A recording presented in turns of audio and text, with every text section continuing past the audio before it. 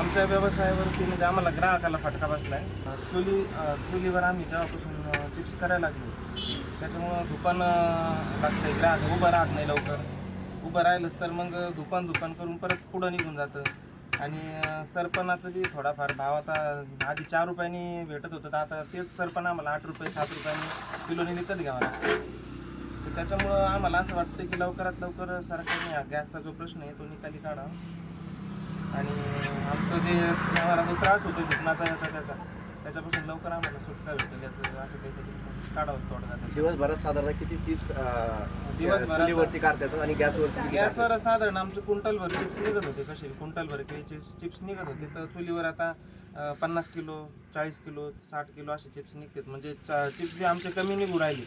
चुलीवर काय होतं, एक तर जाळ लागतो डना नाही तर मग लगेच काहीच जाळ नाही लागत, दुकानच चालू राहतं. गॅसवर कसं कंटिन्युअली सारखा जाळ चालू राहतो गॅसला आमच्या शेगडीला, त्याच्यामुळे चिप्स बी चांगली निघते.